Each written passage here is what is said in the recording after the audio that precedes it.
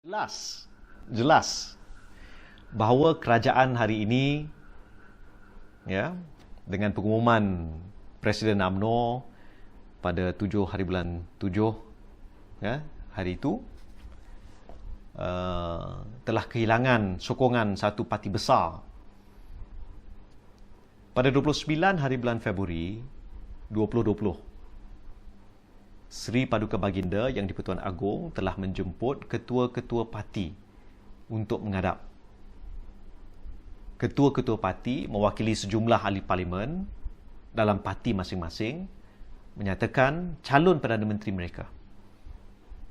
Pada waktu itu, Tan Sri Muhyiddin telah dilantik atas dasar ketua-ketua parti yang mewakili sejumlah ahli parlimen parti masing-masing telah menyokong beliau, mencalonkan beliau sebagai Perdana Menteri.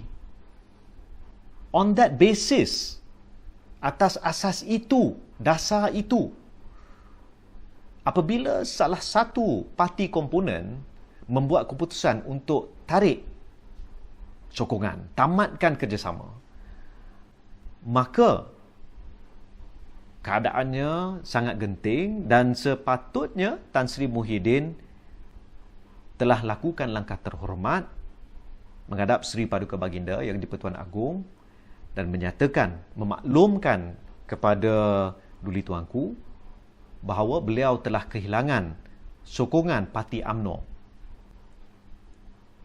Dan dengan kehilangan sokongan itu, maka beliau sudah hilang kelayakan untuk berkhidmat sebagai seorang Perdana Menteri. Kalau gentlemen, kalau ikut Westminster Parliamentary System, perkara itulah yang sepatutnya dilakukan. Kita tengok dulu Margaret Thatcher di England, ya, di UK, telah berundur bila berlaku kegawatan sokongan terhadap beliau dalam parti beliau sendiri. Dan saya percaya sepatutnya beliau meletakkan jawatan, ya, Tan Sri Muhyiddin. Tapi beliau terus berkeras ataupun langsung tak muncul.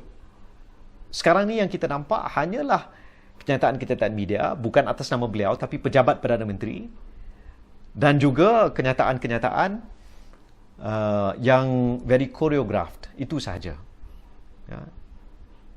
Dan sepatutnya apa yang beliau lakukan setelah dilantik sebagai Perdana Menteri pada 1 hari bulan Mac 2020, seawal yang mungkin memanggil sidang parlimen dan mengusulkan undi percaya.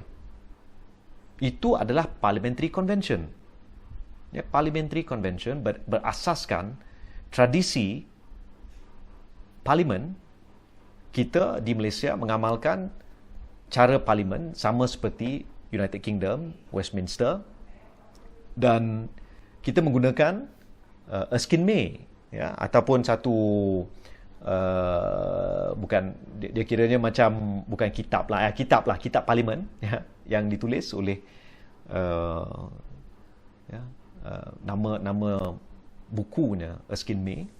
Dan sepatutnya Tan Sri Muhyiddin selepas mengangkat sumpah sebagai Perdana Menteri membawa satu usul atau membenarkan seorang backbencher, penyokong kerajaan, membawa satu usul untuk menyatakan bahawa Tan Sri Muhyiddin, ahli Parlimen Paguh, mempunyai sokongan majoriti ahli-ahli Dewan untuk menjadi Perdana Menteri.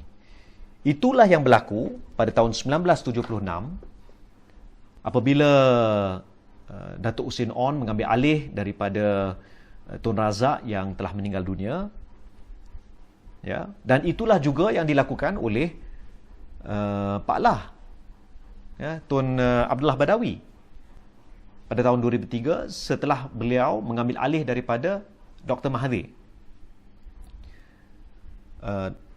Tun Hussein On pada tahun 1976 angkat sumpah, dan dalam masa beberapa minggu parlimen bersidang dan satu usul dia diluluskan di parlimen menyatakan beliau mempunyai sokongan majoriti ahli Dewan Rakyat untuk berkhidmat sebagai Perdana Menteri.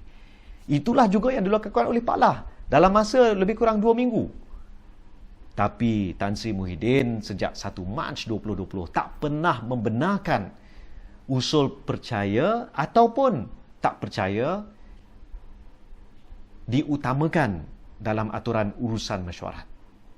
Saya ingat lagi pada 17 Disember, hari terakhir Parlimen bersidang, sebelum mulanya darurat, ada 2 usul undi percaya dan ada lebih 20 usul undi tak percaya.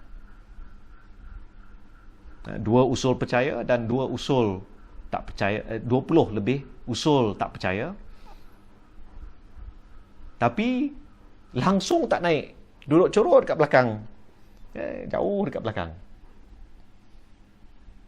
Sepatutnya kalau Tan Sri Muhyiddin melakukan pada waktu itu, keabsahan pentadbiran beliau tidak akan dipersoal. The legitimacy of the Muhyiddin administration will not be questioned. Tapi beliau tak ambil peluang itu. Dah menang bajet, tapi masih tak buat. Bagi saya, sekiranya Tan Sri Muhyiddin enggan letak jawatan, walaupun Parti UMNO telah menarik sokongan, bila tiba sidang Parlimen nanti, Tan Sri Muhyiddin mesti membenarkan usul undi percaya ataupun usul undi tak percaya dibentang dan diputuskan di Parlimen. Enough. Let's settle this question once and for all. Jika ditanya kepada ahli Parlimen, pada waktu ini, Tan Sri Muhyiddin telah kehilangan sokongan Parti UMNO. Ya, yang telah memberikan sokongan ahli-ahli Parlimennya sewaktu Tan Sri Muhyiddin menghadap Seri Paduka Baginda yang di-Pertuan Agong pada 29 Februari 2020 dan mendapat perkenan untuk dilantik sebagai Perdana Menteri. Tapi sekarang, sokongan itu telah ditarik dan ditamatkan. Jadi Tan Sri Muhyiddin, unfortunately, dari bacaan saya, sejak daripada 9 hari bulan Jun, lebih sebulan yang lalu, sudah jadi seperti bahasa Inggeris disebut sebagai a lame duck Prime Minister. Ya, yang orang selalu bertanya adakah bilakah pentadbiran beliau akan runtuh ataupun tumbang, berapa lama lagi, ya, apakah yang akan berlaku, dan keadaan ini sangat tidak stabil. Kita perlu menstabilkan keadaan bukan dengan menangkap sesiapa ataupun menghumban sesiapa ke dalam penjara. That is not the way. Tapi kita perlu selesaikan masalah ini secara demokratik, mengikut lunas perlembagaan, mengikut duluan presiden. Ya, dan bagi saya harap, ya, penyelesaiannya akan tiba tidak lama lagi.